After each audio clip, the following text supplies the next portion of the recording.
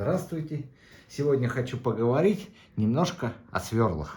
Это сверла производства СССР, еще давным-давно выпускались. Поговорим про маркировку и что она означает на сверлах. Я взял большие, чтобы было наглядно, хорошо видно.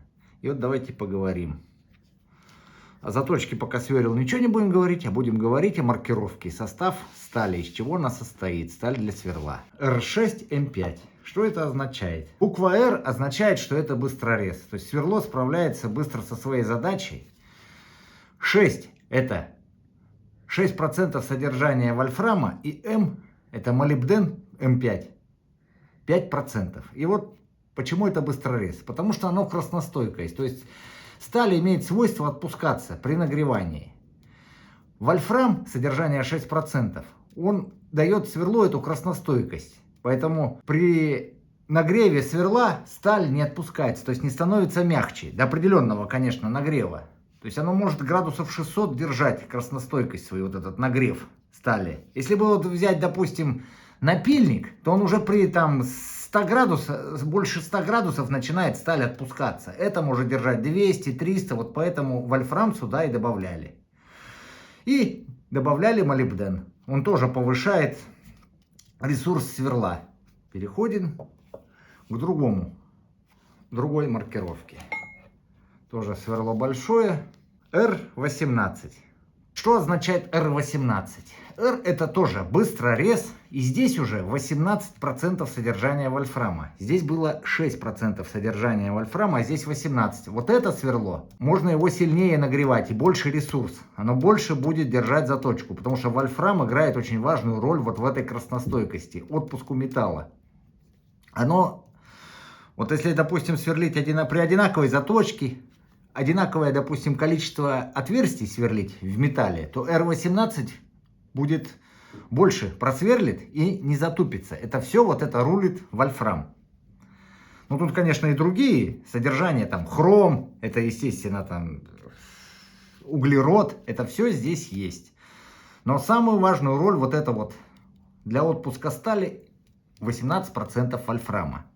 Это вот старые еще сверла выпускали, и потом уже в СССР стали экономить вольфрам, потому что всю страну надо было сверлами снабдить, а вольфрам как бы это дорогостоящий. И стали вот эти вот R6M5 выпускать, то есть 6% вольфрама, и стали молибден добавлять. Вот у нас есть еще такое сверло.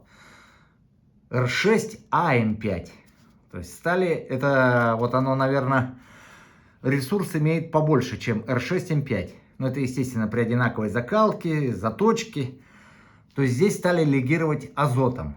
Спецсверла стали выпускать. Это вот R6M5, R6AM5. То есть легированные азотом. Тоже влияло на износостойкость, как я уже сказал. Дальше стали вот кобальтом легировать. Вот сверло R6, M5, K5. R это быстрорез. 6 это содержание вольфрама R6. M5.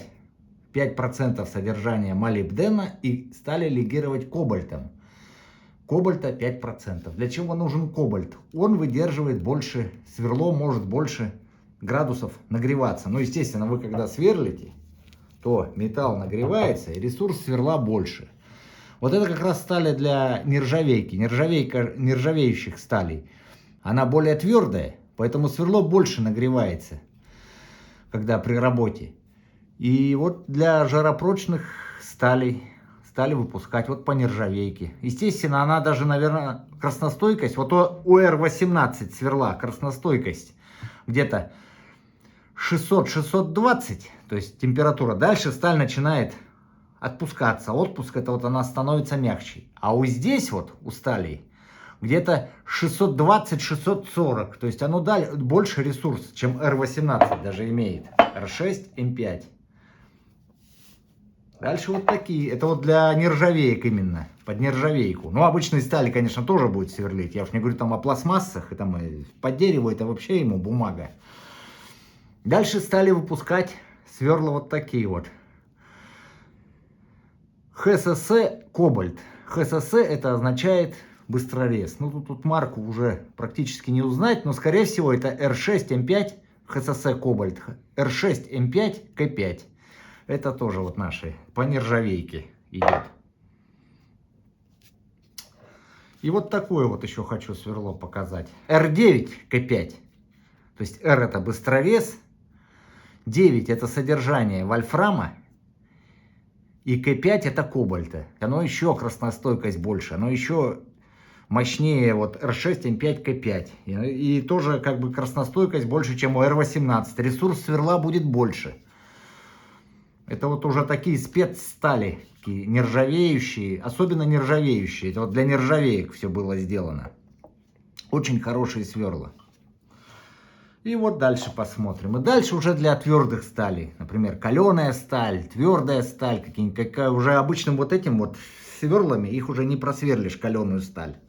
А вот были вот такие вот придуманы с напайкой твердосплавной. Сплав называется ВК-8. Вольфрамо-кобальтовые. ВК-8 это кобальта 8%. И практически все остальное это вольфрам. Очень твердая пластина. Она даже сверлит закаленную сталь. То есть можно даже вот... Ну, если это, конечно, долго будет, ну, упорно. Но оно может просверлить, в принципе, вот это сверло, если взять. Трудно, но будет сверлить. И вот такие вот перьевые сверла. Это вот перышко, вот оно, со сплавом, тоже ВК-8. Это вот для керамики. Естественно, сталь оно не пойдет сверлить. Но оно будет сталь сверлить, но на выходе оно перышко сломается. Тут было для керамики, для стекла. Вот оно вот такое тоже сверлышко СССР. Вот такие вот. Вот тут вставочка. И вот здесь твердая сплавочка, вставочка. И вот для, как я уже сказал, для стекла, керамики, вот это пойдет. Для кафеля, кстати, вот по кафелю тоже будет работать. И вот такие вот сверла я вам вот сегодня рассказал. Они очень, эти сверла, ценные. Их все меньше, меньше и меньше. Но если кому попалось, берите обязательно. Пригодится вам для работы. Ну и давайте подведем итог с нашими сверлами.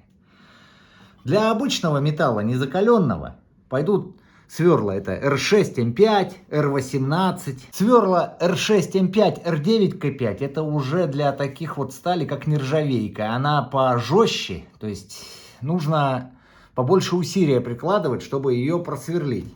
Потому что она тверже обычной стали.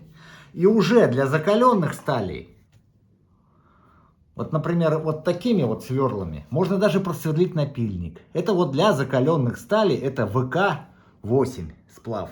И вот чтобы вы разбирались. Для обычных сталей R6, M5, R18.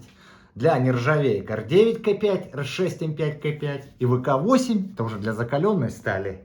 Например, рессору надо просверлить. Вот водителям. Вот нужно что-нибудь в гараже рессору там просверлить, сделать отверстие. Она закаленная сталь. То есть вот этими сверлами вы ее не просверлите, а вот этими просверлите. Так поговорили о сверлах. Мы, конечно, продолжим о сверлах снимать, там, о заточке дальше. Дальше видео будем продвигать. Ну а так, спасибо всем за внимание. Подписывайтесь на канал. До свидания. Хорошего времени вам суток.